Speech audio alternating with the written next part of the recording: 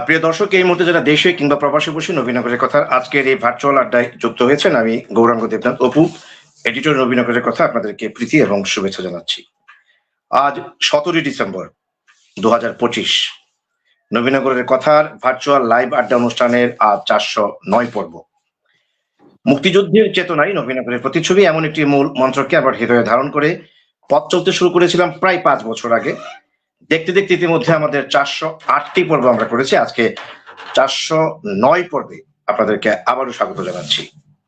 আপনারা যারা নিয়মিত আমাদের এই লাইভ আড্ডা অনুষ্ঠানগুলি দেখেন, আপনারা জানেন যে আমরা সমসাময়িক নানান ঘটনার উপর বিশ্লেষণ করবার চেষ্টা করি এবং সেলিব্রিটি মানুষদের জন্ম এবং মৃত্যুর তারিখেও আমরা কিন্তু এই ধরনের আড্ডা অনুষ্ঠান করবার চেষ্টা করেছি।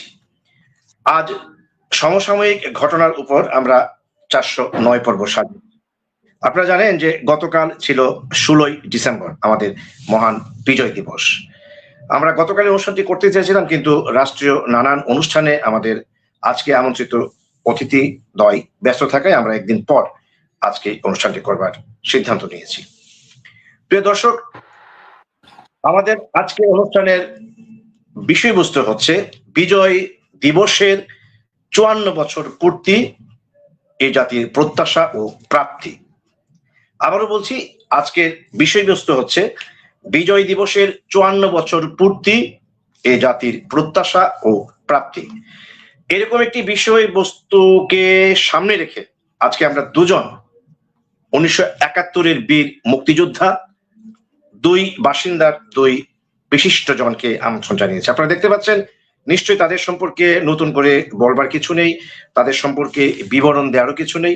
এরপরও যারা নতুন প্রজন্ম, তাদের জন্য এই দুজনের পরিচয় একটু করে হলেও দেয়া উচিত।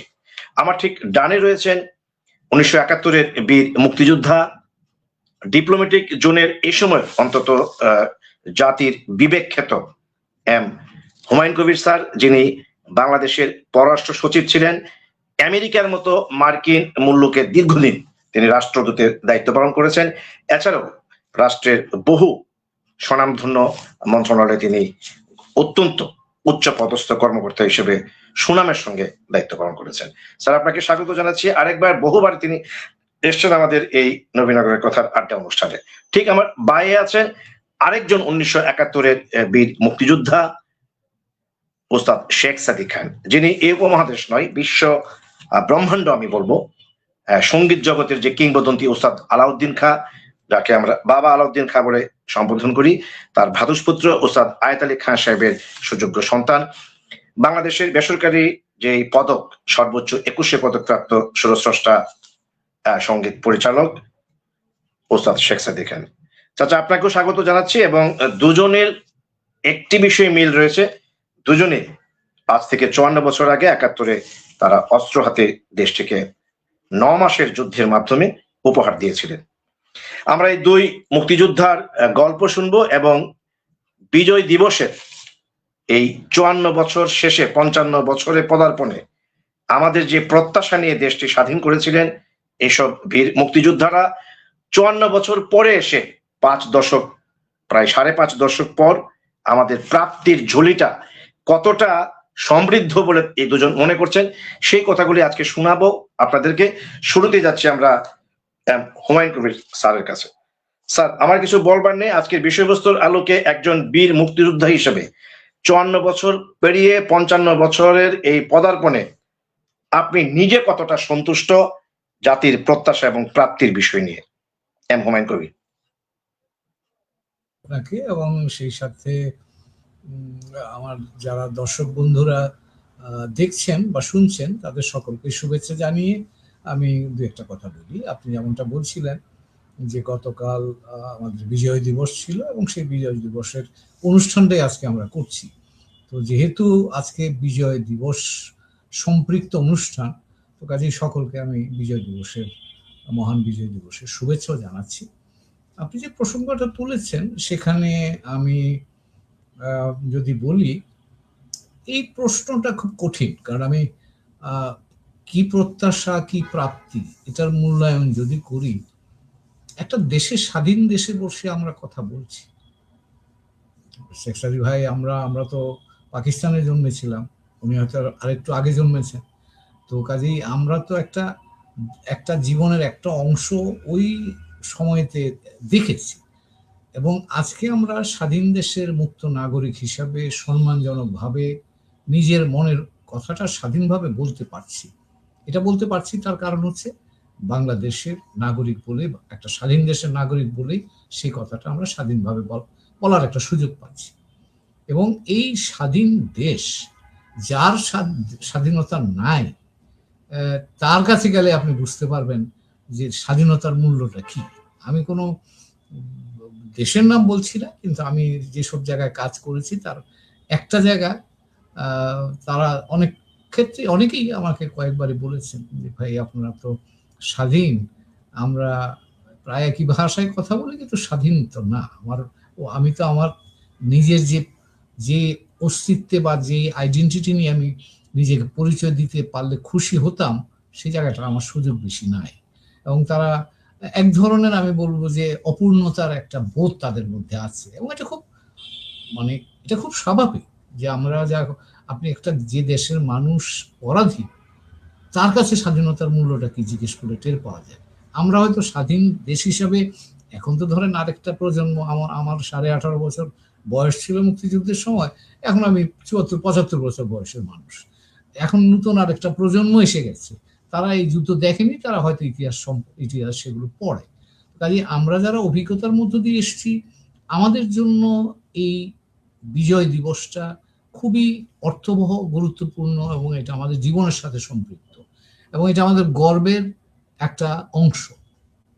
এখন অনেক বিতর্ক অনেক হয়, কিন্তু আমরা যারা অন্যায়ের বিরুদ্ধে লড়েছি, আমরা যারা গণতান্ত্রিক অধিকারের জন্য লড়েছি, আমরা যারা বৈষম্যের বিরুদ্ধে লড়েছি, আমরা যারা মানবিক মর্যাদার জন্য লড়েছি, আমরা সামাজিক ন্যায় বিচারের জন্য আমরা তখন লড়েছি, আমরা একটা ন্যায়ের জন্য দাঁড়িয়ে যুদ্ধ করেছি। কাজে এখানে যদি পৃথিবীতে যদি ন্যায় অন্যায় বলে কোনো জিনিস থেকে থাকে, তাহলে আমরা নিশ্চিতভাবেই শেখ সাদী ভাই, আমরা বা যারাই আমরা তখন এই মহান একটা ব্রতে অংশগ্রহণ করবার সুযোগ পেয়েছিলাম। এটাকে আমি বলি প্রজন্মর সুযোগ। সব প্রজন্ম এটা পাবে না, কিন্তু আমরা সৌভাগ্যবান যে আমরা প্রজন্ম এই সুযোগটা পেয়েছিলাম। তারা এটা গর্বের সাথে ধারণ করি, এবং শুধু ধারণ করি না, আমরা মনে করি যে এই বিষয়ে কোনো বিতর্কের কোনো সুযোগ নাই। আজকে বাংলাদেশের এই অস্তিত্ব, বাংলাদেশ যদি না থাকে, যে যত কথাই বলি অন্যগুলো পরে আসবে কিছু। কাজে দেশ হচ্ছে এই বাংলাদেশের মুক্তিযুদ্ধ হচ্ছে আমাদের ভিত্তিমূল। এই ভিত্তির থেকে শুরু হবে অন্য কিছু। কাজেই আমি যেটা গতকাল একটা টেলিভিশনে বলেছিলাম, যে আমরা স্বপ্ন দেখেছিলাম, এবং এই স্বপ্নটাকে বাস্তবায়িত হয়েছে বাংলাদেশ হিসেবে রূপান্তরিত হওয়ার মধ্য দিয়ে। আমরা সেই ঘরটাকে সাজাতে চাচ্ছিলাম, সাজানোতে আমাদের ঘাটতি পড়ে গেছে। তার কারণ হচ্ছে যে এই দেশের মানুষ তার সমস্ত কিছু দিয়ে, আমাদের নেতৃবৃন্দ যা চেয়েছিলেন তার চাইতে বেশি জিনিস দিয়ে, তার চাইতে বেশি আত্মত্যাগ করে এই দেশের জন্মের প্রক্রিয়ার সাথে তারা, বা জন্ম দানের ক্ষেত্রে তারা নিয়ামক ভূমিকা পালন করেছে। নেতৃত্ব ভুল করেছে, তাই বলে জনগণের উপর দায় দেওয়া যাবে না, জনগণ সেই ভার নেবে। তো কাজেই বাংলাদেশের দেশ, আমি আরো একটা কথা বলি, এটা আমার উপলব্ধি থেকে বলি, সেটা মাঠের উপলব্ধি থেকে, যে বাংলাদেশ হচ্ছে এমন একটা গল্প, যে গল্পটা সাধারণ মানুষের অসাধারণ সৃষ্টির গল্প, সাধারণ মানুষের কথা। এবং আজকেও আপনি লক্ষ্য করবেন যে বাংলাদেশ আজকে, আমরা গত বছরের গণ আন্দোলনের মধ্য দিয়ে বাংলাদেশে যে পরিবর্তনটা সূচিত হয়েছে, এটা কিন্তু আপনি লক্ষ্য করেন গত 54 বছরে কোনো নেতৃত্ব এই জায়গাটায় দাঁড়াতে পারেনি, কিন্তু ওই মানুষই আবার রাস্তায় নেমে মানুষের পথটা আবার তৈরি করে দিয়েছে। তো কাজে এই দেশটা কিন্তু সাধারণ মানুষের দেশ। এই দেশের শক্তির আধার হচ্ছে এই দেশের সাধারণ মানুষ। এটা আমি মনে প্রাণে বিশ্বাস করি, কারণ আমি 71-এর মাঠে এই সাধারণ মানুষকে আত্মত্যাগ করতে দেখেছি। সাধারণ মানুষই এর জন্য দাঁড়িয়েছে। কাজেই আমি যেটা মনে করি, এই দেশের মুক্তিযুদ্ধ, এই দেশের স্বাধীনতা, এটা সাধারণ মানুষের অর্জন, এবং এটা রক্ষা করছে সাধারণ মানুষ, এবং এটা সাধারণ মানুষের স্বপ্ন হিসাবেই থাকবে। এখানে আমাদের যেটা বলছিলাম, আপনি বলছিলেন আমরা একটা দেশের কথা বললাম। এবার আপনি আসেন ৭১ সালে যখন আমরা যুদ্ধ করেছি, মানুষের পায়ে কিন্তু জুতা দেখি নাই, গায়ে জামাও খুব একটা ছিল কিনা আমার মনে আছে। বাজারে ঢুকবার আগে অনেক বাজারেই, সে মাঝিয়ারা বাজার থেকে শুরু করে বিটঘর থেকে শুরু করে বিভিন্ন জায়গায় চোখেই দেখা, বাজারে ঢুকবার আগে কাঁধে জামাটা নিয়ে বাজারে ঢুকে জামাটা গায়ে দিয়ে আবার বেরোবার সময় জামাটা কাঁধে নিয়ে বাড়ি ফিরত, নিজের চোখেই দেখছি। তো কাজেই আমরা সেই জায়গা থেকে তো আজকে এমন একটা জায়গায় এসেছি যেখানে অন্তত সেই রকম এই দারিদ্র আছে, আমাদের এখনো দারিদ্র আছে, 20% মানুষ এখনো দারিদ্র সীমার নিচে, সেটা বেড়ে গত কয়েক বছরে 27% এসছে। কিন্তু আমরা তখনকার প্রেক্ষাপটে সেটা অনেকটা কমেছে। আজকে আমাদের প্রায় 1.25 কোটি মানুষ বিদেশে থেকে আমাদের এই রেমিটেন্স, $30 বিলিয়ন রেমিটেন্স পাঠাচ্ছে, আমরা $60 বিলিয়ন পণ্য রফতানি করছি। আজকে সারা পৃথিবীতে বাংলাদেশকে মানুষ চেনে, হাজার হাজার ছাত্র প্রতি বছর পড়তে যাচ্ছে, আসছে, সারা পৃথিবীর সাথে আমরা এখন সংযুক্ত। এগুলো কিন্তু আপনি খুব চোখে দেখছি না, কিন্তু এগুলো গুরুত্বপূর্ণ উপাদান। কিন্তু 10 লক্ষ টন খাদ্য এই দেশে তৈরি হতো 71 সালে, 10 লক্ষ টন। এটা এখন 45 লক্ষ টন খাদ্য আমরা উৎপন্ন করি। জনসংখ্যা বেড়েছে, 7.5 কোটি থেকে এখন 18 কোটিতে পৌঁছেছি, কিন্তু আমরা মোটামুটি মানুষকে খাইয়ে পরিয়ে রাখতে পেরেছি। এখন অন্তত দুর্ভিক্ষের আশঙ্কাটা আমরা করছি না। তো এগুলো যদি আপনি বলেন, খুব ঝাঁঝালো কিছু বা চোখ ধাঁধানো কোনো অর্জন নয়, কিন্তু এগুলো মানুষের জীবনকে সমৃদ্ধ করার জন্য ইতিবাচক ভূমিকা রেখেছে। যে জায়গাটায় আমরা আমাদের স্বপ্নটা এখনো অপূর্ণ রয়ে গেছে, সেটা হচ্ছে যে আমরা এখনো পর্যন্ত এখানে একটা শক্তিশালী গণতান্ত্রিক কাঠামো তৈরি করতে পারিনি, যে গণতন্ত্রের জন্য মানুষ আত্মত্যাগ করেছে ৭১ সালে মহান মুক্তিযুদ্ধের সময়। আমরা এখনো একটা টেকসই প্রাতিষ্ঠানিক কাঠামো দাঁড় করাতে পারিনি। আমরা এখনো একটা দুর্নীতিমুক্ত দেশ গড়তে পারলাম না। আমরা এখনো 1/5 মানুষ দারিদ্র সীমার নিচে আমাদের আছে। যে বৈষম্যের বিরুদ্ধে লড়াই করলাম, তার চেয়ে অনেক বেশি বৈষম্য এখন তৈরি হয়েছে। এগুলো আমাদের অপূর্ণতা। এবং বাংলাদেশ, যেটা একটু আগে বলছিলাম, মানুষের দেশ বাংলাদেশ, কিন্তু শেষ পর্যন্ত গিয়ে এখন কয়েকটা গোষ্ঠীর দেশে রূপান্তরিত হয়েছে। এটা আমাদের অপূর্ণতা।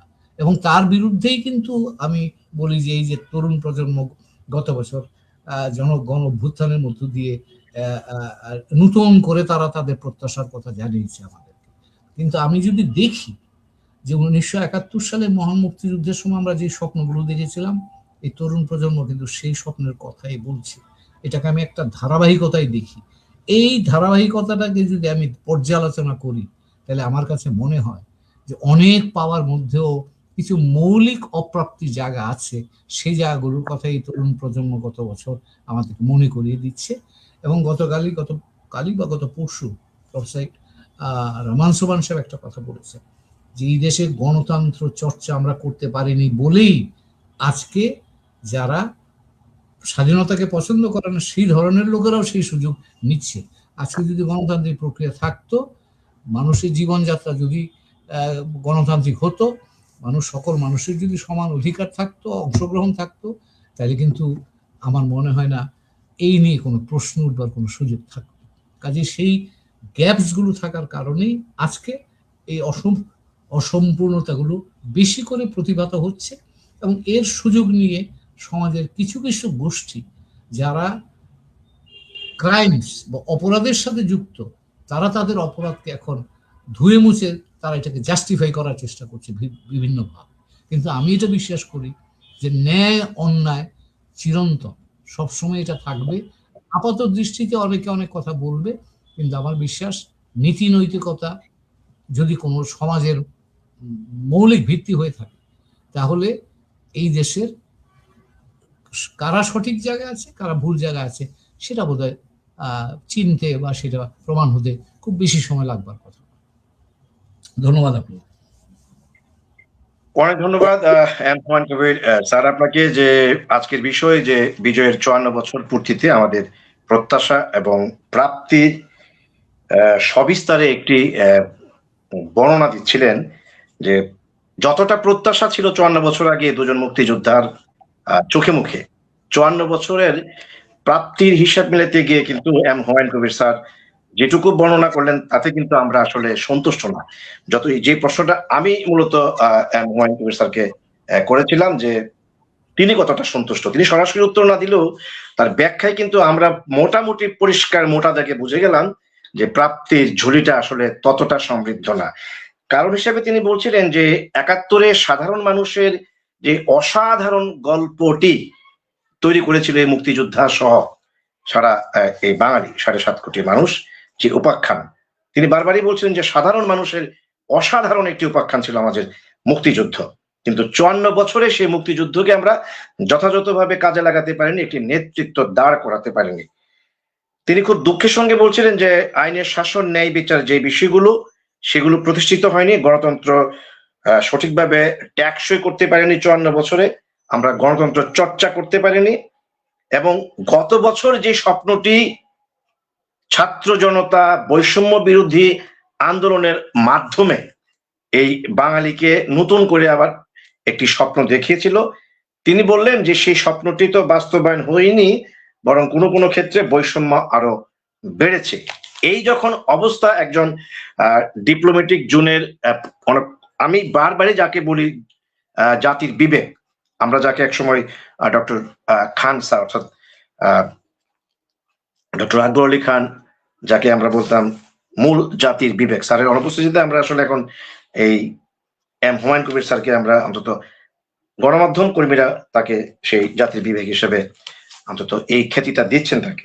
তো তিনি পরিষ্কার বললেন যে আসলে আমরা সেই জায়গায় এখনো প্রত্যাশাটা পূরণ করতে পারিনি। আসতে চাই আরেকজন মুক্তিযোদ্ধা, আজকের আলোচক অন্যতম শেখ সাদিক খান, যিনি মূলত সঙ্গীত নিয়ে তার ওঠা বসা, সঙ্গীত ঘরানার মধ্য দিয়ে তার বেড়ে ওঠা। এরপরও ৭১-এ তিনি কিন্তু টকবগে যুবক ছিলেন এবং এই সঙ্গীতের মধ্য দিয়ে কিন্তু একজন প্রকৃত মুক্তিযোদ্ধা হিসেবে দেশটিকে স্বাধীন করেছেন। চাচা, সরাসরি আপনার কাছে আমার প্রশ্ন হচ্ছে যে এম হুমায়ুন কবির স্যার তার জায়গা থেকে তিনি প্রত্যাশা এবং প্রাপ্তির বিষয়টিতে যে কথাগুলো বলেছেন, যেগুলো আমি পুনরাবৃত্তি করলাম, তার সঙ্গে আপনি কতটা একমত, কিংবা নতুন করে আর কিছু যোগ করবেন কিনা, কিংবা তার অভিযোগগুলো খণ্ডন করবার কোনো সুযোগ আছে কিনা এম হুমায়ুন কবিরের উপর ওস্তাদ শেখ সাদিক খান? আমি তো যারা এই অনুষ্ঠানটি দেখছেন সবার প্রতি আমি শুভেচ্ছা, অভিনন্দন, সালাম আমি জানাচ্ছি। তো অ্যাকচুয়ালি হুমায়ুন স্যার যে সারাংশটা দিলেন, এই সারাংশের পরে আসলে মুক্তিযুদ্ধের কিছু যোগ করার কিছু নাই। তবে প্রাপ্তি একটাই যেটা বলতে চাচ্ছি যে আমরা একটি দেশ পেয়েছি, সবচেয়ে বড় প্রাপ্তি সেটা। এই দেশটি পেয়েছি আমরা, একটি স্বাধীন দেশ পেয়েছি। এক সময় আমরা ছিলাম, গোলামি ছিলাম বলি আমি। আর এখনো যে আমরা গোলামি করছি না সেটা আমি পরিপূর্ণভাবে আমি অস্বীকার করতে পারবো না যে আমরা গোলামি করছি না, আমরা এখনো গোলামি করছি আমরা। তো আসল ব্যাপারটা হয়েছে কি, আমরা একটি দেশ পেয়েছি, আমরা এই দেশটিকে সাজানোর দায়িত্ব কিন্তু আমাদের প্রত্যেকটি সেক্টরের মানুষের, আমাদের প্রত্যেকের। আমরা যারা রাজনীতি করছি তাদের দায়িত্বটা একটু বেশি, যেহেতু তারা রাজনীতি করে, আমরা রাজনীতি করি না, হুমায়ুন সাহেবও রাজনীতি করে না, আমিও রাজনীতি করি না। হয়তো উনি প্রশাসনের কাজ করেছেন, তো আমিও চাকরি করতাম প্রশাসন, আমি রেডিওতে চাকরি করতাম, তখন আমার দায়িত্বগুলো আমি পালন করেছি। আমি যখন যেই সরকার এসছে, সরকারের পরিবর্তন এসছে, সরকার যেভাবে চালাতে চেয়েছে সেভাবে আমরা যারা সরকারের সঙ্গে সংযুক্ত ছিলাম, চাকরি ছিলাম, তারা আমরা কাজ করেছি। তারপর নিজস্ব স্বাধীনতা বলতে যেটা বলি, যেহেতু আমি সাংস্কৃতিক অঙ্গনের লোক, আমার ব্যক্তির স্বাধীনতা একটু আলাদা, সাধারণ মানুষ থেকে একটু আলাদা। আমি ইচ্ছা করলে আমার সংস্কৃতি দিয়ে আমি মানুষকে অনেক কিছু করাতে পারি।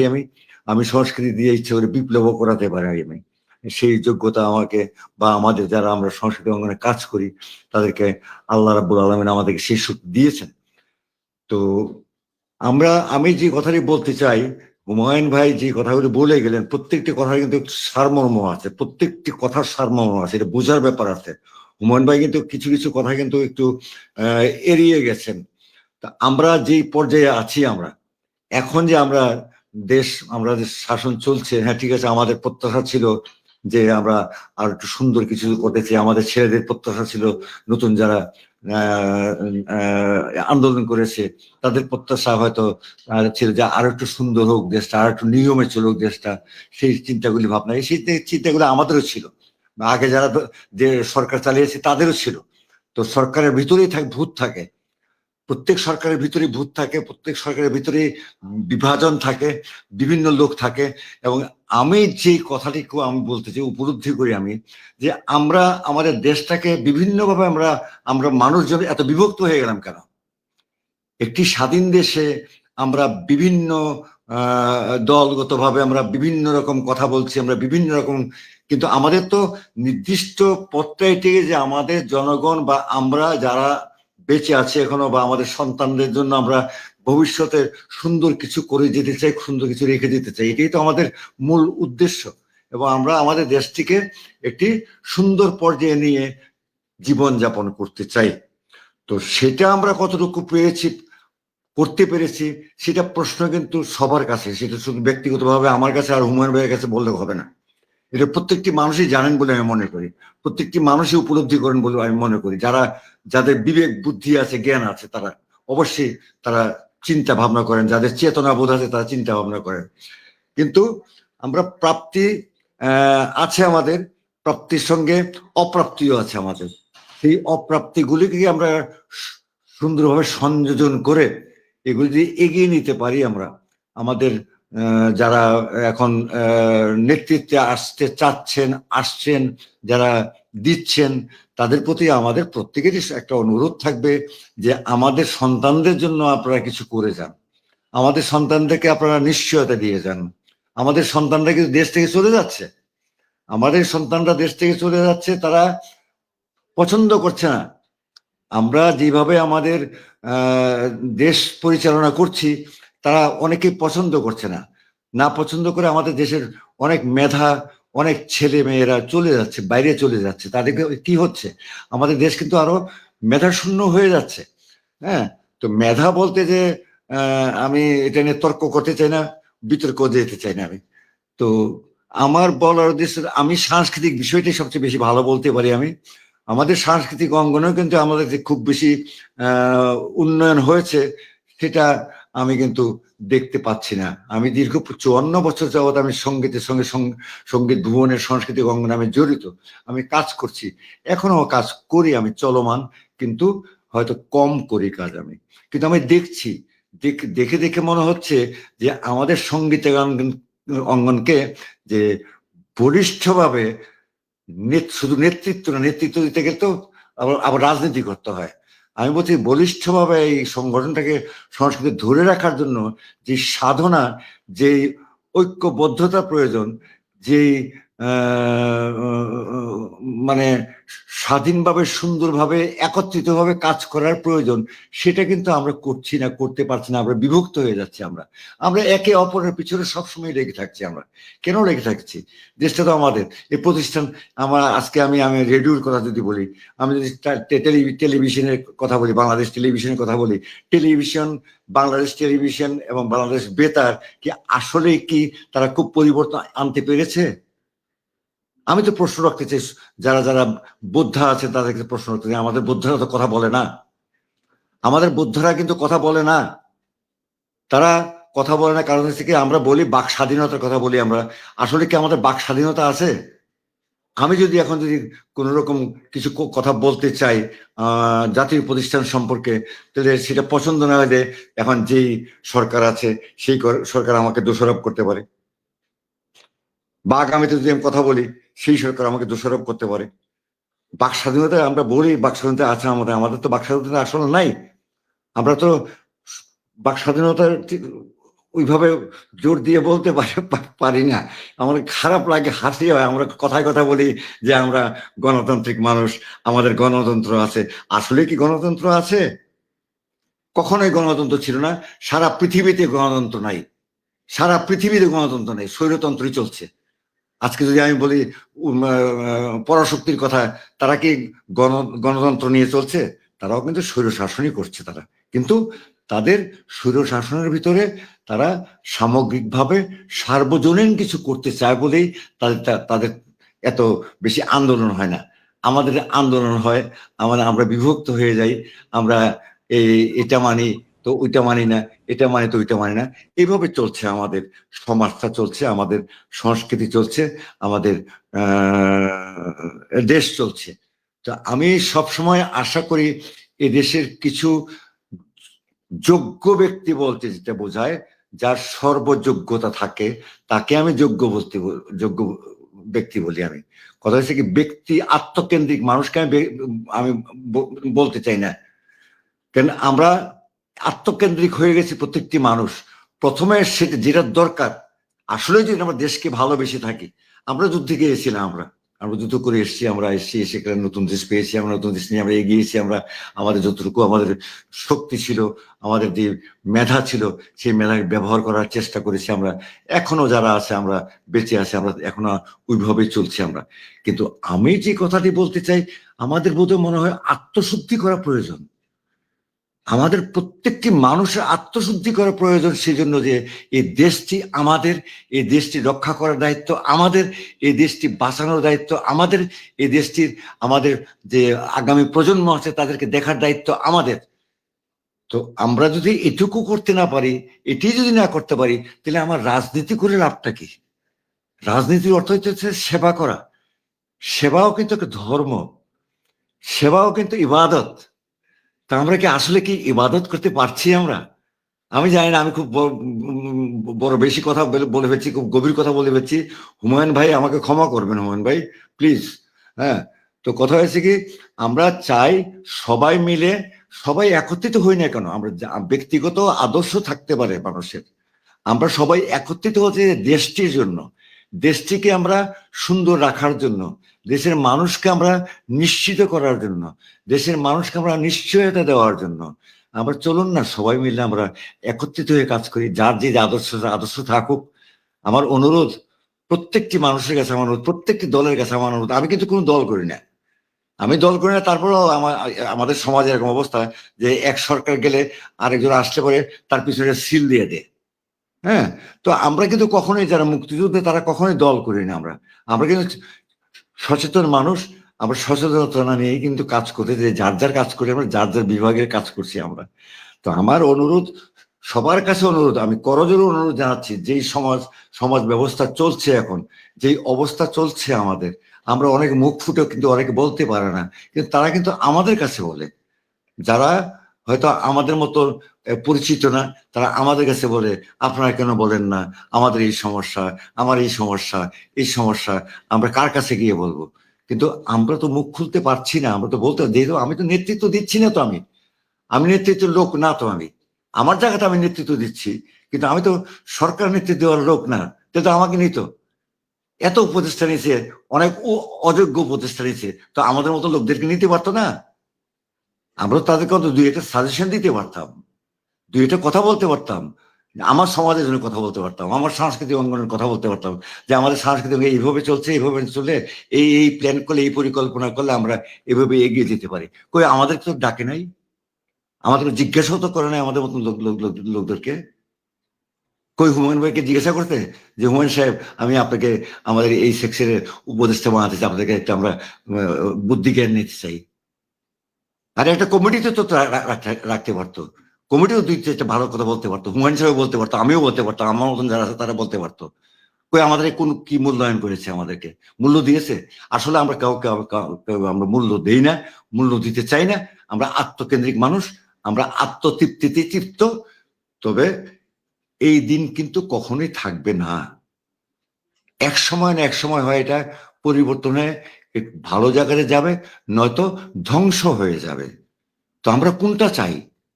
আমরা কি ধ্বংস চাই? এই যে মাঝে মাঝে একটু রাব্বুল আলামিন একটু তামসা দেখান, একটু একটু করে ভূমিকম্প দেন, একবার জায়গায় 5 বার দেন, এগুলি কেন করেন? সাবধান করেন মানুষকে, সতর্ক হওয়ার জন্য সাবধান করেন মানুষকে। কিন্তু পাপের বোঝা বেশি হয়ে গেলে মাটিও কাঁপে। তো আমরা চাই যে আমাদের দেশটা যারা চালাবেন, যারা চালাতে আসবেন আগামীতে, তাদের কাছে দোহাই দেয় আপনাদের, অন্তত আমাদের যারা বংশধর আছে, আমাদের যারা উঠতি বংশধর, তাদেরকে আপনারা অন্তত তাদের স্বপ্ন নষ্ট করবেন না, তাদেরকে জীবনটা নষ্ট করবেন না, তাদেরকে কষ্ট দিবেন না, তাদেরকে স্বপ্ন দেখান, সেই স্বপ্ন নিয়ে তারা এগিয়ে যাক, তারা বেঁচে থাকুক যতদিন আয়ু থাকে, এবং তারাও দেশের জন্য কাজ করুক। আসলে অন্য কিছু বলার কিছু নেই, অনেক কথা বলে ফেলছি, আমাকে ভুল ত্রুটি হলে আমাকে ক্ষমা করবেন।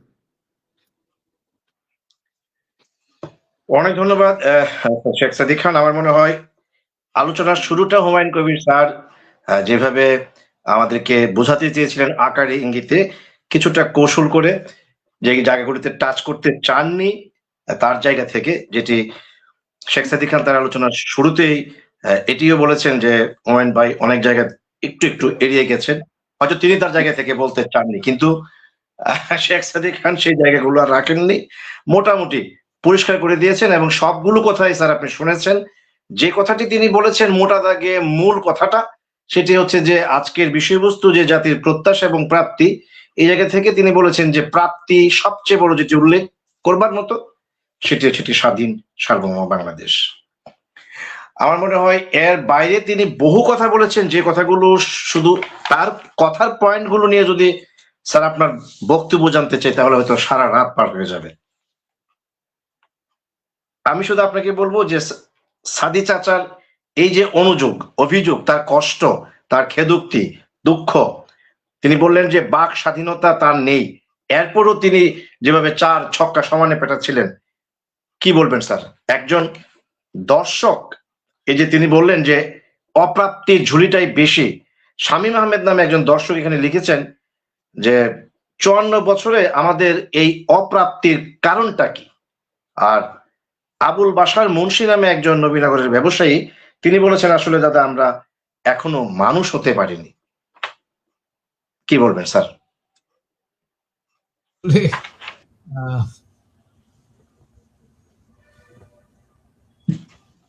মানে এটা, আমরা তো স্বাধীনতাটা অর্জন করেছিলাম 71 সালে। গত 54 বছরে আমাদের অভ্যন্তরীণ কাঠামোতে অনেক পরিবর্তন হয়েছে, বাইরের পৃথিবীতে অনেক পরিবর্তন হয়েছে, প্রত্যাশার অনেক পরিবর্তন হয়েছে। তো কাজেই এখন এই সবগুলোকে সমন্বয় করাটা কাজটা কিন্তু সহজ কাজ নয়। এবং এখানে শেখ সাদী ভাই যে কথাটা বললেন, রাষ্ট্র কিন্তু সার্বজনীন প্রতিষ্ঠান হওয়ার প্রয়োজন। সার্বজনীন মানে সকল ধর্ম, বর্ণ, গোত্র সকলেরই হওয়া দরকার, এবং সকলের জন্য সকলকেই রাষ্ট্র একই চোখে দেখবে, এটাই কিন্তু প্রত্যাশা। এবং সেই রাষ্ট্রই আধুনিক বা অন্তর্ভুক্তিমূলক বা শক্তিশালী রাষ্ট্র হয় যে রাষ্ট্র সকল নাগরিকের প্রতিনিধিত্ব করে। এবং সকল নাগরিকের প্রতিনিধিত্ব না করলে কি হয় সেটা তো আমরা গত বছরই দেখলাম। তো কাজেই এটা আমাদের জন্য একটা জিনিস মনে রাখতে হবে যে এখন যেই জায়গাটায় আমরা দাঁড়ানো আছি বাংলাদেশটা, এবং এই জায়গাটায় কিন্তু একটা আমরা গত 54 বছরের পর এখন এসে 54 বছরের স্বাধীনতার একটা পর্যায়ে এসে এখন আমরা একটা ট্রানজিশনে যাচ্ছি, একটা পরিবর্তনের মুখে আছি। 2-3টা পরিবর্তন কিন্তু এখন ঘটছে বাংলাদেশে। প্রথম পরিবর্তন হচ্ছে, আমি বলি এটাকে জেনারেশনাল ট্রান্সফরমেশন, অর্থাৎ আমরা একটা প্রজন্ম থেকে আরেকটা প্রজন্মের দিকে এখন যাচ্ছি। আমরা তরুণ প্রজন্ম, আমি যখন যেটা বলছিলাম, মুক্তিযুদ্ধ যখন হয় তখন আমাদের বয়স 18-19 এই বয়স। আমরা আজকে 75 বছর বয়সের মানুষ এখন। আমাদের জন্য কিন্তু সময়টা এখন শেষ হয়েছে, তাদের শুরু হয়েছে। এই শুরু হওয়ার মৌলিক কতগুলো এই বৈশিষ্ট্য আছে। একটা বৈশিষ্ট্য হচ্ছে, আমরা রাজনৈতিক নেতৃবৃন্দকে মুক্তিযুদ্ধের পর এসে আমরা বঙ্গবন্ধুর ডাকে গেছি, বঙ্গবন্ধু ফিরে এসছেন, আমরা আমাদের দায়িত্ব ছেড়ে দিয়ে বিশ্ববিদ্যালয়ে আবার পড়াশোনায় ফেরত গেছি। আমাদের চাহিদা কম ছিল, আমাদের চাহিদা মুক্তিযুদ্ধ করে দেশ স্বাধীন হয়েছে, আমাদের কাজ শেষ, এবার আমরা চললাম আমাদের যেটা কাজ, লেখাপড়ায় ফেরত যাওয়ার জন্য আমরা সেখানে গেছি। আমরা প্রশ্ন করিনি, বেশি করেছি, কিছুটা করেছি, কিছু সফল হয়েছি, কিছু ব্যর্থ হয়েছি। এখনকার প্রজন্ম কিন্তু সেই রকম জায়গা ছাড়বে না কিন্তু, এবং সেটা আপনারা লক্ষ্য করছেন। এবং তারা অনেক বেশি প্রশ্ন করবে, তারা অনেক বেশি দায়বদ্ধতা চাইবে। এবং এর কারণ হচ্ছে তারা আমাদের চাইতে বেশি সক্ষম। সক্ষম কেন বলছি কথাটা? প্রযুক্তি তাদেরকে সক্ষমতা দিয়েছে, তাদের সাংগঠনিক কাঠামো তাদেরকে সক্ষমতা দিয়েছে, তারা বৈশ্বিক পরিবেশের সাথে অনেক বেশি ইন্টিগ্রেটেড হয়েছে, সেখানে তাদের সক্ষমতা তারা পেয়েছে। তো কাজেই এই প্রজন্ম অনেক বেশি, যেটা আপনি দেখেন শ্রীলঙ্কা লক্ষ্য করেন, আমাদের 2 বছর আগে ঘটনা ঘটেছে, নেপালে সাম্প্রতিককালে ঘটেছে, ইন্দোনেশিয়াতে আন্দোলন হয়েছে একটা, তো মাদাগাস্কারে বা আমাদের শেষে কি বলা যায়, হ্যাঁ ওখানে আরেকটা আন্দোলন হয়েছে। তো কাজে আমরা দেখতে পাচ্ছি যে সারা পৃথিবীব্যাপী কিন্তু একটা তারুণ্যের উত্থান হচ্ছে, এবং এই তারুণ্য কিন্তু অনেক বেশি এনার্জেটিক, অনেক বেশি স্বপ্ন নিয়ে তারা সামনের দিকে যাচ্ছে, অনেক বেশি শক্তি রাখে। এই একটা বড় পরিবর্তন হচ্ছে। কাজেই আমরা যেখানে প্রশ্ন আসছে যে আমরা কেন পারিনি, সেই জায়গায় একটু কথা না বললেই হবে। সেটা হলো এই কারণে যে আমরা এক স্বাধীন দুইটা পদ্ধতি, একটা হচ্ছে আপনি যখন আন্দোলন করেন তখন একটা ব্যবস্থা থাকে, আপনি যখন গভর্ন করেন তখন সেটা আরেক রকম ব্যবস্থায় যেতে হয়। এই যে আন্দোলন এবং শাসন কাঠামোর মধ্যে যে আপনাকে আপনার চরিত্র, ব্যবহার, বিধি এগুলো পরিবর্তন, আচার আচরণ পরিবর্তন করতে হয়, আমরা বাংলাদেশে কিন্তু সেটা করতে পারিনি বলেই আমাদের যে আধুনিকায়ন, মূল্যবোধের যে আধুনিকায়ন প্রয়োজন ছিল, আমাদের কাঠামোগত যে আধুনিকতার প্রয়োজন ছিল, আমাদের যে ব্যবহারিক পরিবর্তনের প্রয়োজন ছিল, সেই মৌলিক কাজগুলো কিন্তু আমরা গত 54 বছরে করতে পারিনি বলেই বাংলাদেশ নামক দেশটা আমরা পেয়েছি, কিন্তু কাঠামোটা, পুরনো কাঠামোটাই কিন্তু চালু থেকেছে। ফলে বৈষম্য আরো বেড়েছে, সামাজিক মূল্যবোধের অবক্ষয় কন্টিনিউ করেছে, এবং আমরা যে সার্বজনীন দেশ গড়তে চেয়েছিলাম সেই সার্বজনীনতাটাও আমরা করতে পারিনি। কাজে এইগুলো হচ্ছে বাস্তবতা। এখন তরুণ প্রজন্ম, যেটা বলছিলেন শ্রোতা দর্শক বন্ধু বলছিলেন, আমরা এখন তরুণ প্রজন্ম কিন্তু একটা নতুন স্বপ্ন দেখাচ্ছি। কিন্তু আমি আবার যাই শেখ সাদী খান ভাইয়ের কাছে, এই তরুণ প্রজন্মের স্বপ্নটাকে কিন্তু ঐক্যবদ্ধ জায়গায় আনতে হবে আপনাকে। এই জায়গাটা আমরা পাচ্ছি না এখন। তার কারণ আমরা আমাদের গত 54 বছরের ইতিহাসটাই হচ্ছে বিভাজনের ইতিহাস, এবং বিভাজন দিয়েই আমরা রাজনীতিটা করে যাচ্ছিলাম। এখন এই ঐক্যবদ্ধের কাজটা হচ্ছে একটা বিভাজনের উল্টো জায়গা, ভিন্ন জায়গা। এই বিপরীত জায়গাতে আমরা এখনো যেতে পারছি না। তবে আমি এটা বিশ্বাস করি যে বাংলাদেশকে যদি সামনের দিকে এগিয়ে যেতে হয়, তাহলে সকল মত নিয়ে, সকল পথ নিয়ে, সকল চিন্তা ভাবনার একটা সমন্বয়ে আসতে হবে, যেটা শেখ সাদী খান ভাই ইঙ্গিত করছিলেন। সেই সমন্বয়টা হবে, আপনি রাজনীতি করেন, আপনার ভিন্ন মত থাকতে পারে, কিন্তু দেশের প্রশ্নে আপনার ঐক্যমত থাকতে হবে, দেশের কিছু মৌলিক স্বার্থের ব্যাপারে আপনার ঐক্যমত থাকতে হবে। বাইরের পৃথিবীর সাথে আমি একটা সম্মানজনক ভাবে চলতে গেলে আমার ঐক্যবদ্ধ থাকতে হবে। আমি একে ডাকলাম, ওকে ডাকলাম, এভাবে করলে কিন্তু আপনার সম্মান থাকবে না। এবং বাংলাদেশে আমি যেহেতু এই জগতে কাজ করার সুযোগ হয়েছিল, আমি নিজের চোখে দেখেছি আমাদের দেশের নেতৃবৃন্দ গিয়ে অন্য দেশের নেতৃবৃন্দের কাছে কিভাবে তারা তাদের সহযোগিতার নামে তাদেরকে ঘরে ডেকে আনে। কাজে আমি যদি আমার সম্মানজনক উপস্থিতি, সম্মানজনক বাংলাদেশ চাই, তাহলে এই ডাকার কাজে যাওয়া যাবে না। এবং সেটা আমি তখনই পারবো যখন আমি ঐক্যবদ্ধভাবে আমার স্বার্থটাকে সংরক্ষণ করতে পারবো। তো কাজে এখানে শেখ সাদী ভাইয়ের ঐক্যবদ্ধতার কথাটা আমি আবারও জোর দিয়ে বলছি, এবং এটা বলা সম্ভব কিন্তু করাটা কঠিন। কারণ এটা করতে গেলে আপনাকেও ছাড় দিতে হবে, অন্যকেও ছাড় দিতে হবে। আমরা সকলেই ছাড় না দিয়ে কিভাবে পেতে পারি সবটুকু, সেই জায়গায় আমরা আছি। কাজে এখানে মূল্যবোধ, চিন্তা ভাবনার একটা বিকাশ বা পরিবর্তন প্রয়োজন আছে। আর আরেকটা যিনি বলেছিলেন, যেটা আত্মশুদ্ধিরও প্রয়োজন আছে। সমাজের দুর্নীতি, আমি সারা দেশে অক্টোবর থেকে প্রায় 25টা জেলায় ঘুরেছি গত কয়েক মাসে। দুর্নীতি কমেনি একটু, এবং মানুষের অভিযোগ অন্তহীন। আপনি যেখানে যান সেখানেই আপনাকে দুর্নীতিতে পড়তে হয়। তো কাজেই দুর্নীতির বিরুদ্ধে যদি লড়তে হয়, সরকারের এসিসি বা অ্যান্টি কারাপশন কমিশন অথবা সরকার দিয়ে এটা হবে না, জনগণকে এর পেছনে দাঁড়াতে হবে। এটা একটা জাতীয় আন্দোলনে রূপান্তরিত করতে হবে, এবং দায়বদ্ধতা, সকলের দায়বদ্ধতা যদি সুনিশ্চিত করা যায় তবে আপনি দুর্নীতি কমাতে পারবেন। শেষ করতে পারবেন কিনা আমি জানি না, কিন্তু এটা না করলে প্রত্যেকটা মানুষের জীবন অতিষ্ঠ হচ্ছে। আপনি কোনো জায়গায় গেলে, এবং এটা গতকালে আমি পড়ছিলাম একটা জায়গায়, যে এই দুর্নীতির যে মূল্য সেটা সাধারণ মানুষকে দিতে হয়, কারণ সাধারণ মানুষ যেটা সার্ভিস পেত সেই সার্ভিসটা না পাওয়ার জায়গাটুকু ওই যারা দুর্নীতি করে তারা কিন্তু এটাকে ছিনিয়ে নিচ্ছে মানুষের কাছ থেকে। তো কাজেই এই দুর্নীতি বন্ধ করাটা কিন্তু খুব একটা জরুরি প্রয়োজন।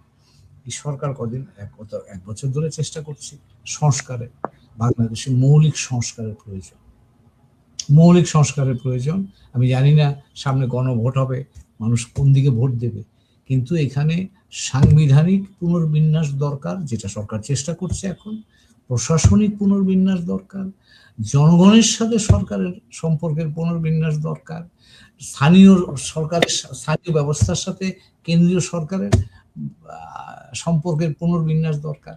তো আমাদের অনেক জায়গায় সংস্কারের প্রয়োজনটা কিন্তু এখন হয়ে পড়েছে, এবং আমার স্বপ্ন, এটা আশা, আমাদের তো সেই সক্ষমতা বা সুযোগ নাই এখন, তরুণ প্রজন্ম এটা করতে হবে। এবং শেখ সাদী ভাই একটা কথা বলছেন, তরুণ প্রজন্ম দেশ ছেড়ে চলে যাচ্ছে। কেন যাচ্ছে রে ভাই?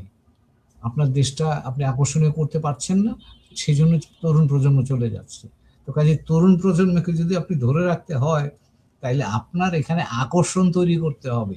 খালি বন্ধ করে দেব পথ, সেটা হবে না। আজকাল আর এই নতুন প্রজন্মকে আপনি বন্ধ করে রাখতে পারবেন না, তারা অনেক বেশি কানেক্টেড, এবং লেখাপড়া জানুক না জানুক সারা পৃথিবীটাকে চেনে তারা কিন্তু এখন। তো কাজেই আমাদের অনেকগুলো জায়গায় নতুন করে চিন্তা করতে হবে। এবং আমার নিজের অনুভূতি এটা, আমি জানি না এটা অনেকে এগ্রি করতে পারে, ডিসএগ্রি করতে পারে, গত 54 বছর যেভাবে বাংলাদেশ চলেছে, আগামী 54 বছর কিন্তু সেভাবে চলবে না। একটা ভিন্ন মানসিকতার দরকার হবে, ভিন্ন মূল্যবোধের দরকার হবে, ভিন্ন প্রাতিষ্ঠানিক কাঠামোর দরকার হবে, এবং ভিন্ন ব্যবহারিক ব্যবস্থা লাগবে। তা না হলে কিন্তু আপনি এই দেশটা যদি একটা সাবলীল, গণতান্ত্রিক, অর্থনৈতিকভাবে চলমান একটা দেশ দেখতে চান, এবং সম্মানজনকভাবে পৃথিবীতে মাথা তুলে দাঁড়াবার মতো দেশ দেখতে চান, তাহলে এই পরিবর্তনগুলো ম্যান্ডেটরি করতেই হবে। যদি তা না করি, তাহলে কিন্তু আপনি যেই স্বপ্নটা আমরা দেখছি, এই স্বপ্নটা কিন্তু আমার দুর্ভাগ্যজনক হলেও হয়তো বা দেখতে হতে পারে, আরেক প্রজন্ম আবার সে একই কথা বলবে, কিন্তু সেটা তো প্রয়োজন নাই। আমরা অনেক মূল্য দিয়েছি, 71-এ দিয়েছি, গত জুলাই আগস্টও আমরা দিয়েছি, অনেক মূল্য ইতিমধ্যে দেওয়া হয়ে গেছে। তো কাজে এই জায়গাতে আমরা যারা এখন প্রবীণ প্রজন্ম, আমরা পথের কথা বলতে পারি, কিন্তু সেই পথটা চলার সক্ষমতা তো এখন আমাদের নাই, এটা তরুণ প্রজন্মেরই আছে। তা আমি তাদের উপর আস্থা রাখতে চাই। বাংলাদেশটা যেটা বলছিলাম, যে বাংলাদেশ কিন্তু এমন একটা দেশ, যে এই দেশটা সাংঘাতিক সহনশীল। এখানে বহু রকম ভাবে জনগণকে প্রতারিত করার চেষ্টা করা হয়, কিন্তু জনগণ কিন্তু শেষ পর্যন্ত ঘুরে দাঁড়ায়। এটা আমরা ছাত্র জীবনে দেখেছি, আমরা জীবনের এই পথ চলতে গিয়ে পেশাগতভাবেও চলতে গিয়ে দেখেছি। এখনো রিটায়ার করার 15 বছর পরে এসেও গত জুলাই আগস্টে দেখলাম যে মানুষকে আপনি ঠকিয়ে বেশি দিন থাকতে পারবেন না, কারণ এই দেশটা কালবৈশাখীর দেশ, কিন্তু ঝড় উঠলে কিন্তু ভেঙে ফেলবে। তো কাজে এটাও মনে রাখতে হবে। এবং আমি আশা করি এখন যে প্রক্রিয়াটা চলমান, নানান ধরনের বিভিন্ন স্রোত এখন আমরা দেখতে পাচ্ছি, এটা সেটেল করবে, এবং যদি করে সেই ক্ষেত্রে বাধ্য হয়েই আমরা একটা নতুন বাংলাদেশের কাঠামোটা তৈরি করতে হবে। কারণ আগামী বছর আপনি গ্রাজুয়েশনে যাচ্ছেন, 26 সালের পর বাংলাদেশ কিন্তু উন্নয়নশীল দেশের কাতারে উঠবে, এলডিসি থেকে বেরিয়ে। হোলসেল কাঠামোগত পরিবর্তন আপনাকে করতে হবে, আপনি চান কি না চান। তো কাজে আগামী যে সরকারটা হবে, নির্বাচিত সরকার, তাদের সামনে কিন্তু একটা বড় ধরনের চ্যালেঞ্জ আছে। তবে আমি বিশ্বাস করি তারা যদি সততার সাথে রিয়েলি কমিটেড হয়ে তারা মানুষের চিন্তা করেন, মানুষকে সাথে নিয়ে কাজ করেন, তাহলে আবার আমরা বাংলাদেশ কিন্তু একটা মিরাকেল করব। সেটা আমরা দেখাতে পারবো বলে আমি অন্তত আশাবাদী হিসেবে একজন মানুষ হিসেবে থাকতে চাই।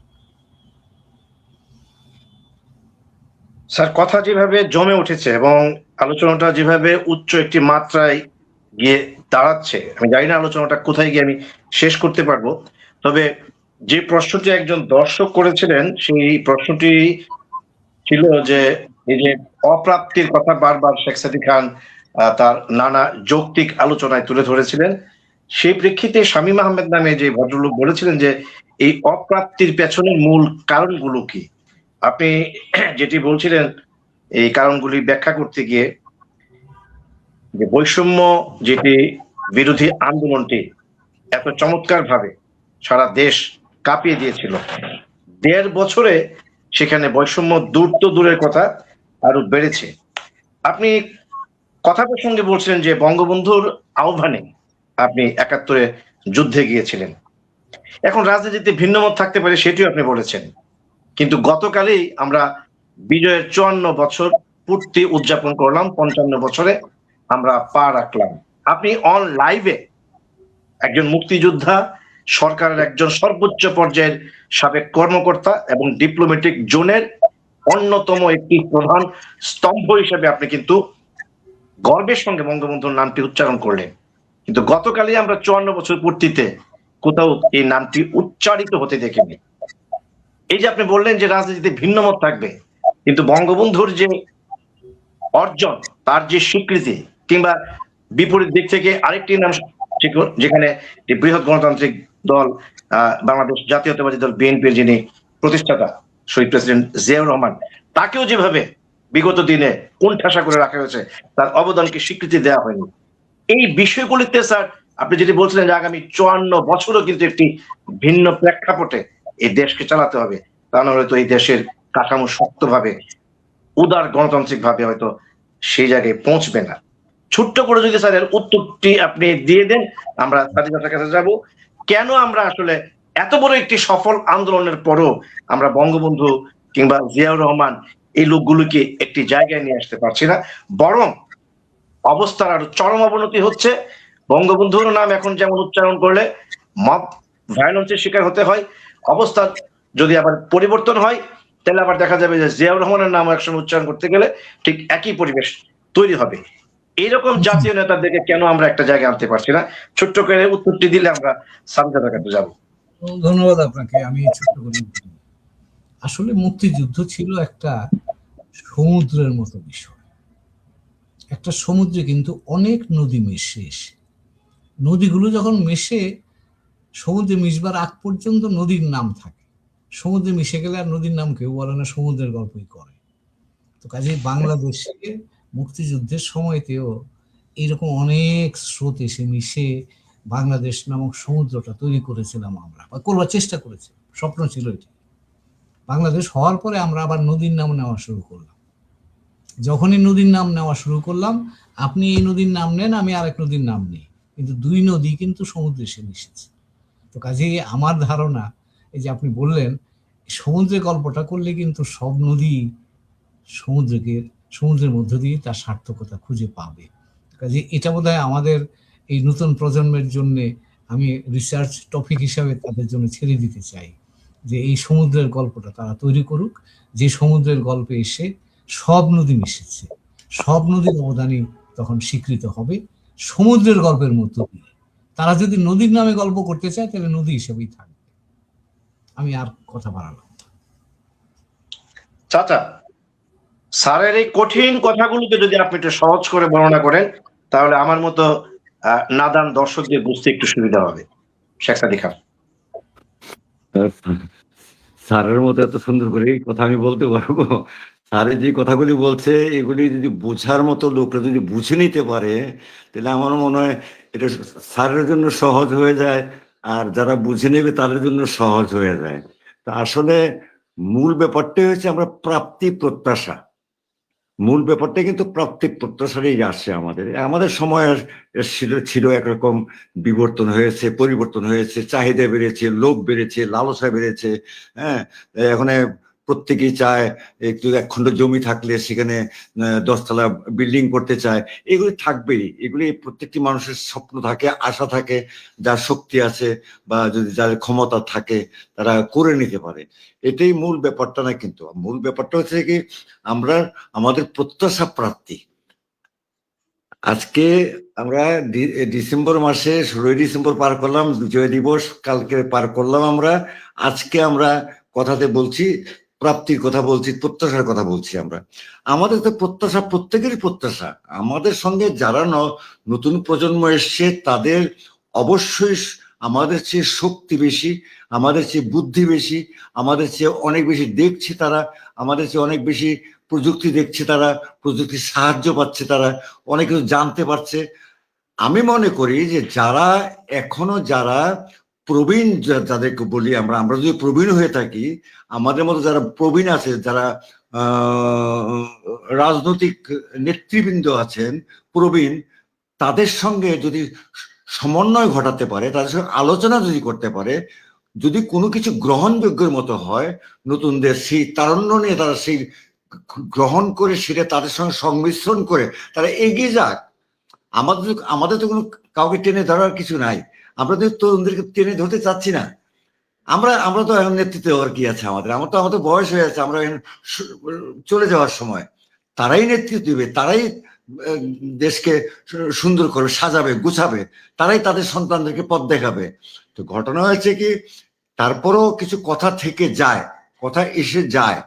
যেহেতু যারা বেঁচে আছে, যারা মুক্তিযোদ্ধা আছে, তাদেরকে আমি অবশ্যই মনে করি, যারা মুক্তিযোদ্ধা, যারা দেশের জন্য ভিতর থেকেও কাজ করেছেন, যারা ত্যাগ করেছেন দেশের জন্য, তাদের প্রত্যেকের সম্মান জানানো উচিত। সম্মানটা কিন্তু প্রাপ্য, সম্মানটা সবাই পছন্দ করে। তরুণরা কি তরুণদের বাপদেরকে সম্মান করবে না? তরুণরা তো, তাদেরও তো বাবা মা আছে, তাদের বাবা মার কথা কি চিন্তা করবে না? তারাও চিন্তা করা দরকার, তার বাবা মাকেও দেখা দরকার, শোনা দরকার, তার বাবা মার কথাও কানে নেওয়া দরকার আমার মনে হয়। তাহলে হয় কি, তারা আর একটু গতিশীল হতে পারবে এবং তাদের যে বুদ্ধির ব্যাপারটা আছে, সব নেতা, সব তরুণের কিন্তু দেশ চালানোর বুদ্ধি সবার থাকে না, সবার এটা হয় না। হ্যাঁ, তো যাই হোক, তারপরেও বলছি আমি, যেহেতু এটা চর্চার ব্যাপার আছে, এখানে সব জিনিসের চর্চার ব্যাপার আছে। আমার মনে হয় চর্চা করলে একটু সমন্বয় যদি ঘটাতে পারে, প্রবীণদের সঙ্গে নবীনদের সমন্বয়টা ঘটাতে পারলে আমার মনে হয় সহজ হবে জিনিসটা। আমাদের কিন্তু প্রাপ্তির কিছু নাই। আমরা আমাদের কর্মজীবনে যতটুকু পেয়েছি ততটুকু আমরা অবশ্যই আমরা বলবো যে যথেষ্ট পেয়েছি আমরা, অস্বীকার করার কিছু নাই। তবে হ্যাঁ, স্বপ্ন থাকে মানুষের, এখনো আমাদের কিন্তু স্বপ্ন নাই। আমরা স্বপ্ন দেখাতে পারি, আমরা স্বপ্ন দেখাতে চাই। তোমরা এগিয়ে যাও, তোমরা এটাকে এইভাবে যদি গঠন করতে পারো তাহলে আর একটু সুন্দর লাগতে পারে। তোমরা এইভাবে যদি এটা পরিচালনা করতে পারো, এটা সহজ হতে পারে। তোমরা এটা যদি কাজটা করো, তাহলে যারা আছে, যাদের দৈন্যতা আছে, যাদের সুযোগ কম আছে, তারা সেই সুযোগটুকু পেতে পারে। এগুলি খোলা আলোচনা, এগুলি হচ্ছে খোলা আলোচনা। তো আমার মনে হয় স্যার যে কথাটা বললেন, হুমায়ুন স্যার, আসলে আমাদের তো ওই শক্তি নাই এখন। আমাদের যে শারীরিক শক্তিটা, সেটা কিন্তু আমাদের নাই। আমরা তাদেরকে সাহায্য করতে পারবো আমাদের যদি বুদ্ধি থাকে, জ্ঞান থাকে, আর যদি আমরা ডিমেনশিয়া রোগে যদি না ভুগি আমরা, তাহলে আমরা তাদেরকে কিছু কিছু কথা বলতে পারবো যে হ্যাঁ, এটা করতে পারো, তোমরা এটা করলে হয়তো এটা হতে পারো। তোমরা আলোচনা করো, আলোচনা সাপেক্ষে করো। একটা দেশ পরিচালনার জন্য আলোচনা খুব জরুরি। একটা দেশ একটা সংসার পরিচালনা করতে কিন্তু আলোচনা করতে হয়। ছেলে মেয়ের সঙ্গে আলোচনা করতে হয় না? ছেলে মেয়ের সঙ্গে তো আলোচনা করতে হয় কোন ডিসিশন নিতে গেলে। তো দেশ চালাতে হলে আলোচনাটা খুবই জরুরি, এবং যে কোনো ডিসিশন নিতে গেলে সেটা কতটুকু আমাদের জন্য ভালো হয়, কতটুকু মন্দ হয়, সেগুলিও বুঝে তারপরে এগিয়ে যাওয়া উচিত। তা আমার মনে হয় তরুণ প্রজন্ম যারা এসছে, তাদের থেকে মেধা সম্পন্ন কিছু তরুণ এসছে, তারা যদি ডিভোটেড হয়, তারা যদি চায়, দেশকে ভালোবেসে যদি চায়, প্রথম কথা হচ্ছে দেশকে ভালোবাসার ব্যাপারটা। আমি আমার ঘরটাকে ভালোবাসা শুধু চলবে না, আমার নিজের বাড়িটাকে ভালোবাসলে চলবে না, আমার নিজের ভাইকে ভালোবাসলে চলবে না, আমার পাশের যে ভাইটা আছে সেটাকেও ভালোবাসতে হবে। হ্যাঁ, আমি এগুলি আমি সব প্রতীকী কথাই বলতেছি আমি। তো যাই হোক, তো আমার মনে হয় আমরা আগামীতে যদি সবাই যদি একত্রিত হতে পারি, স্যারের কথাটাই বলছি, আমি হুমায়ুন স্যারের কথাটাই বলছি, হুমায়ুন স্যার একই কথাই বলছেন। আমার মনে হয় যারা একটু সুন্দর মনের মানুষ, যারা শান্তিপ্রিয় মানুষ, তারা বোধহয় একই কথা বলবেন আমার কাছে মনে হয়। কেন আমরা শান্তি চাই, আমাদের প্রত্যাশার পাশাপাশি আমরা শান্তি চাই, আমরা আমাদের সমাজকে উন্নয়ন করতে চাই।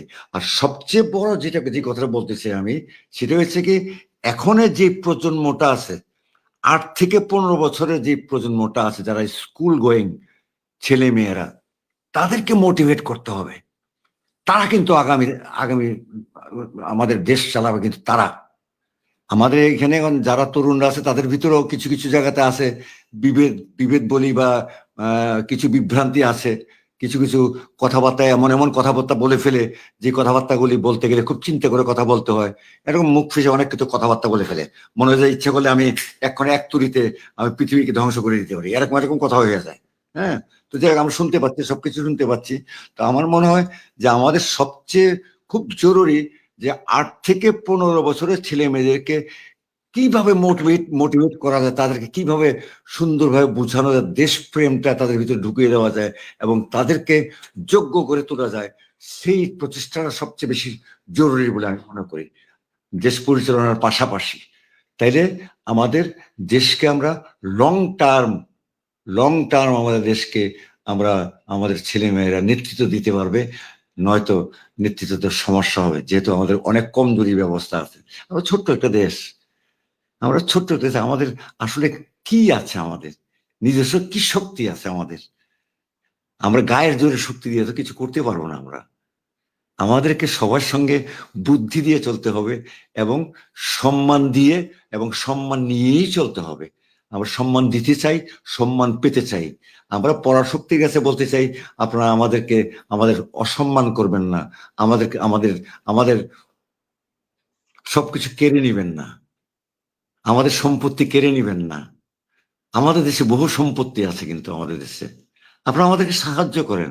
সাহায্য করলে আপনাদের যতটুকু বেনিফিট প্রয়োজন সেটা আলাপ আলোচনাতে আপনার নিশ্চয়ই নেবেন আপনারা, কিন্তু আমাদেরকে সাহায্য করেন, আমাদের দেশটাকে বাঁচতে দেন। আমরা ছোট্ট একটা দেশ, আপনারা অনেক বড় পরাশক্তি। আপনারা ইচ্ছা করলে সারা পৃথিবীতে আপনারা নেতৃত্ব দিতে পারেন। আপনাদের এত বড় শক্তি, এত বড় জোট আপনাদের। তো আপনাদের কাছে তো আমাদের আবেদন থাকতে পারে। হ্যাঁ, আমি ওই কথায় কথায় বলি না, দূর নয় নয় বেশি দূর, সামনে আলোর সমুদ্র, শত্রু যারা এই পৃথিবীর মানবতার, পিছনে তারা অনেক দূর। দূর নয়, কিছুই দূর না, আলো সামনে আছে। আলোটাকে আমরা ধরে রাখতে চাই, আলোটাকে দেখে আমরা এই আলোটাকে যেন জ্বালিয়ে রাখতে পারি, সেই সাহায্য চাই, নিজস্ব নেতৃত্বের সাহায্য চাই, পরাশক্তিরও সাহায্য চাই। যেহেতু সারা পৃথিবীর সঙ্গে সংযোগ করে আমাদেরকে চলতে হবে। আমরা অনুন্নত দেশ, আমরা বলবো না যে খুব উন্নত দেশ, আমরা কিন্তু অনুন্নত দেশ। আমরা আস্তে আস্তে আস্তে স্টেপ বাই স্টেপ আমরা এগিয়ে যাচ্ছি, আমরা চেষ্টা চলছে। তার ভিতরে অনেক কিছু হয়েছে বলে আজকে এই আন্দোলন চারা দিয়েছে, আন্দোলন হয়েছে। তো কিছু যে হয় নাই সেটা বলবো না, কিছু তো এগিয়েছে, দেশ তো কিছু এগিয়েছে। দেশ যে এগিয়ে যায় না সেটা না, এগিয়েছে, সেখানে লিকেজ আছে, সেই লিকেজগুলি বন্ধ করার জন্য তো আন্দোলন, তাই না? তো যাই হোক, আমি ছোট মানুষ, ছোট বুদ্ধির মানুষ, আমি সঙ্গীত প্রিয় মানুষ, সঙ্গীতকে ভালোবেসে এখানে এসেছি, সঙ্গীত নিয়েই মরতে চাই। আমি সঙ্গীতের কথাই বলতে চাই। সঙ্গীত মানুষকে শান্তি দেয়, মানুষকে আনন্দ দেয়। সঙ্গীত এক ধরনের একটা থেরাপি। সঙ্গীত দিয়ে মানুষকে খুব সুন্দর পথ দেখানো যায় যদি গ্রহণ করে। তো আমি সঙ্গীতের মানুষ, সঙ্গীতের কথাই বলতে চাই। আমি দেশ পরিচালনার কথা বলতে চাই না, এসে যায় কেন, আমারও তো নেতৃত্ব দিতে হয় আমার যে সংগঠন বা আছে বা আমার সেই অঙ্গন আছে, সেই অঙ্গনে তো আমাকে নেতৃত্ব দিতে হয়, আমাকেও চালাতে হয়, পরিচালনা করতে হয়। আমি তো পরিচালনা করছি তাদেরকে। আমার আমার যে সমাজ, তা আছে সাংস্কৃতিক সমাজ, সেটা তো আমিও তো নেতৃত্ব দিচ্ছি। তো আমি চাই যে যারা আপনারা দেশকে ভালোবেসে নেতৃত্ব দিচ্ছেন, তাদের কাছে আমাদের সবারই প্রত্যাশা, আমাদের প্রত্যাশা ভালোবাসা, আমাদের প্রত্যাশা শান্তি, আমাদের প্রত্যাশা নিশ্চয়তা, আমাদের প্রত্যাশা নিশ্চিত জীবন। আমরা দেখে যেতে চাই, আমরা একটু আত্মার শান্তি নিয়ে মরতে চাই যে হ্যাঁ আমাদের দেশটা ভালো, আমাদের ছেলেরা ভালো করছে, আমাদের সন্তানরা ভালো আছে, আমাদের মানুষরা ভালো আছে। এটাই প্রাপ্তি। আর তো কিছু প্রাপ্তি, কিছু নিয়ে যেতে তো পারবো না, কারো কিছু নিয়ে যাওয়ার কিছু নাই। হুমায়ুন স্যার যে কাজগুলি করে গেছে তার জন্যই তাকে প্রশংসা করবে। আমি যে কাজগুলি, ভালো কাজগুলি করছি, সেগুলি হয়তো প্রশংসা করবে। আমার মন্দ কাজগুলি তারা মন্দ বলবে। তবে প্রশংসা চাই, আল্লাহর কাছে দয়া চাই। আল্লাহ রাব্বুল আলামিন পৃথিবীতে এসেছিলাম, পৃথিবীর থেকে যে চলে যাওয়ার সময় যেন অন্ততকে সম্মানটুকু রেখে দিতে পারি। যেহেতু তুমি পৃথিবীতে পাঠিয়েছিলে, আমি আমার কর্মটুকু করেছি, আমি তোমার কাছে ফিরে যেতে চাই। আমাকে তুমি ক্ষমা করো, আমি যেন অন্ততকে ভালোভাবে ফিরে যেতে পারি, তোমার কাছে ফিরে যেতে পারি। এটুকুই প্রত্যাশা। সবার কাছে আমার আবেদন, চলুন আমরা সবাই মিলে আমরা দেশটাকে সুন্দর করি, সুন্দর রাখি এবং মানুষকে নিশ্চয়তা দিই, মানুষকে চিন্তা দুশ্চিন্তা লাঘব করি। এটাই হোক আমাদের শপথ। ধন্যবাদ।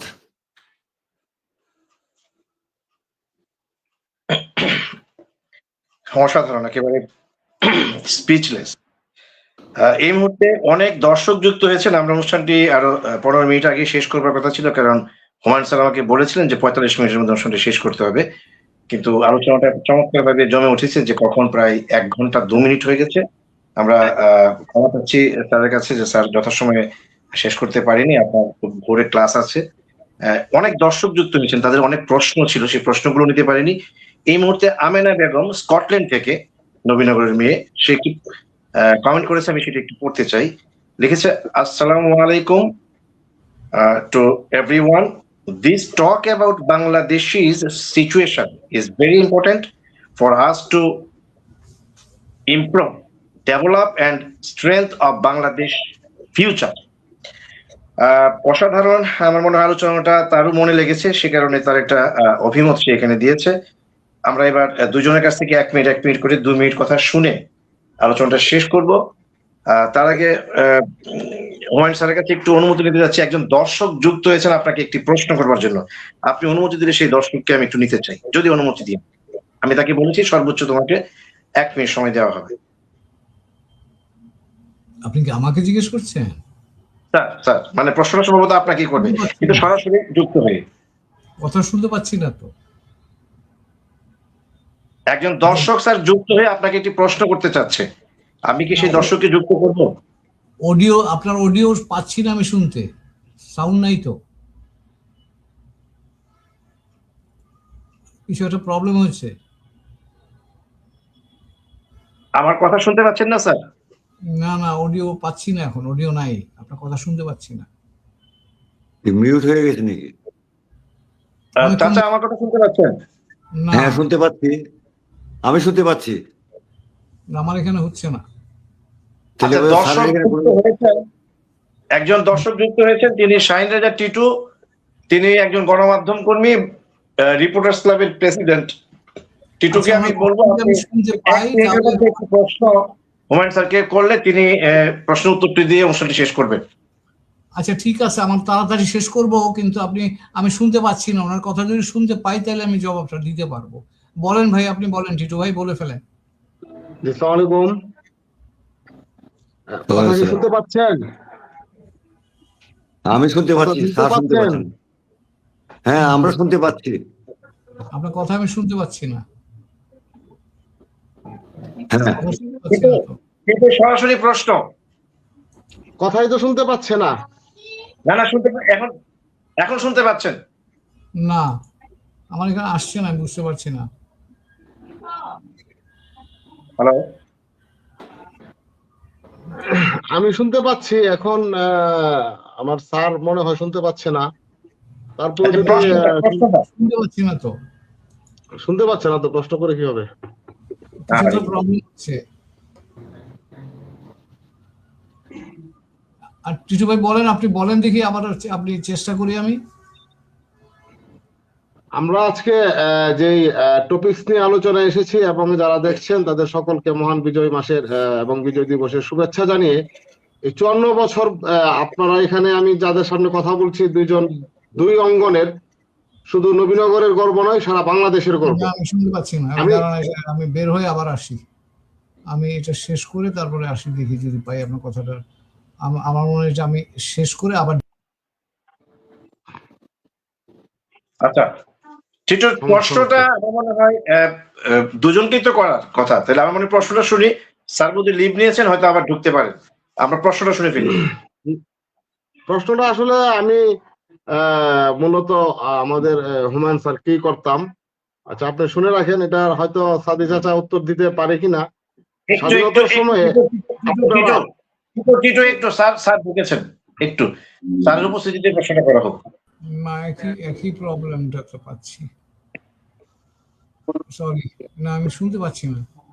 আবার একই রকম কেমন জানি একটা মেটালিক আসসালামু সাউন্ড। আলাইকুম,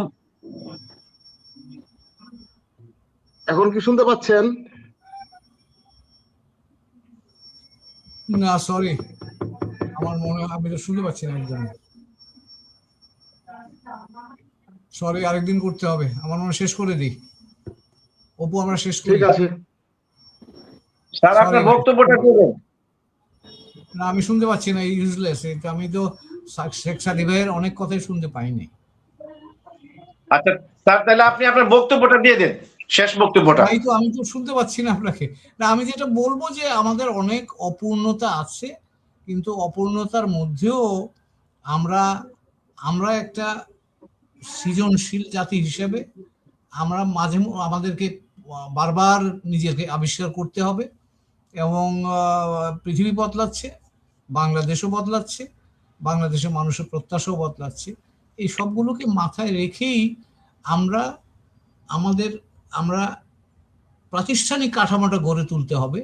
যদি প্রাতিষ্ঠানিক কাঠামোটা থাকে এবং জনস্বার্থকে যদি আমরা মাথায় রাখি, যে যে যে রাজনৈতিক দলই করুক, যে রাজনৈতিক কর্মী আসুক, গোষ্ঠীর চাইতে জনগণ বেশি, জনগণের স্বার্থের কথা বা জনস্বার্থের কথা যদি আমরা মনে রাখি, তাহলেই আমার ধারণা মুক্তিযুদ্ধের সময় যে স্বপ্ন নিয়ে বাংলাদেশ যাত্রা শুরু করেছিল, 24 এসে যেই স্বপ্নের জন্য আবার এক প্রজন্ম পরের প্রজন্ম আত্মত্যাগ করলো, সেই আত্মত্যাগটা সার্থকতার পথ দেখবে। তা না হলে যদি আমরা গোষ্ঠীতন্ত্রে আটকে থাকি, এবং সেই গোষ্ঠীতন্ত্র আমি সব সমাজের সর্বক্ষেত্রের জন্যই বলছি, জনগণকে জায়গা দিতে হবে, জনগণের জন্য পথ পরিষ্কার করে দিতে হবে। জনগণই এই দেশ তৈরি করেছে, জনগণই এই দেশে রক্ষা করবে, জনগণই এই দেশকে সামনে নিয়ে যেতে হবে। তাদেরকেই কেন্দ্রে রেখে হোয়াট এভার যাই আমরা করতে চাই, সেই কাজটা করার জন্য ভবিষ্যতে মনোযোগী হওয়া প্রয়োজন বলে আমি মনে করছি। আজকের এই বিজয় দিবস উদযাপন উপলক্ষে আমার মনে হয় এইটাই আগামীর জন্য বার্তা বা মেসেজ হিসেবে আমি রেখে যেতে চাই। ধন্যবাদ আপনাদের সবাইকে, এবং দুঃখিত যে এই টেকনিক্যাল গোলযোগের জন্য। ক্ষমা চাই। আমরা শুনেছি আপনার বক্তব্য, আমরা শুনেছি। অনেক ধন্যবাদ এবং কৃতজ্ঞতা স্যার। আমরা অনুষ্ঠানটি আসলে আরেকটু টেনে নেওয়ার চেষ্টা করেছিলাম, কিন্তু যেহেতু একটু টেকনিক্যাল প্রবলেম হচ্ছে, সাউন্ড শোনা যাচ্ছে না, বাট আপনার কথা আমরা পরিষ্কার শুনেছি। শাহিনরাজা টিটুর প্রশ্নটি নিতে পারলাম না।